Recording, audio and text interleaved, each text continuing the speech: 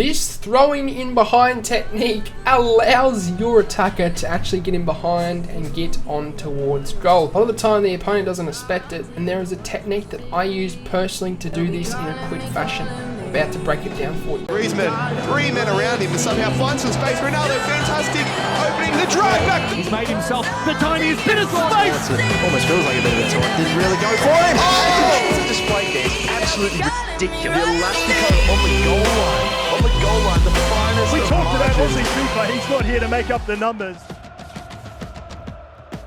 The throw-in that I'm talking about is basically when you have a throw-in in the attacking half in your opponent's defensive half, and you have an attacker presenting with the ball, and it's around where the defensive line is sitting. You can actually get in behind with this throwing technique, and what I personally do is I will flick the right stick to the player that I want to select, and you do that by flicking the right stick, and usually you will select a player who is closer to the player throwing the ball. What you can then do is time a run. So if you run on an angle like a usual run would be, like you run on the angle around the defender and then along the line, what I find happens is if you press pass, it will be thrown over the defender and into the path of your attacker for him to get in behind and get into a goal scoring opportunity, or at least into a better attacking opportunity in behind to sweat it across for a tap in. A lot of players don't really do this. What they do is they just try and wait for the AI to position themselves into an area of the pitch to throw it into them, but a lot of the time if you're playing against a high caliber player, this doesn't work, lads. If you want to get in behind with a throw,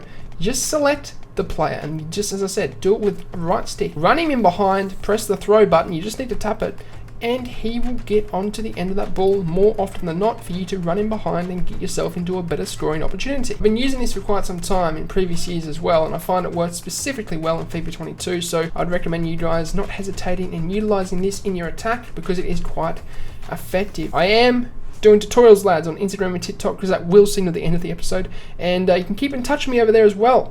Those links are in the description down below. Instagram specifically, lads, I'm doing my progress on gym and no money spent, and you get more exclusive content for Aussie FIFA over there. I'm also coaching one-on-one on patreon.com, so links are all in the description down below for that if you want private coaching. But as always, I hope you have a good day.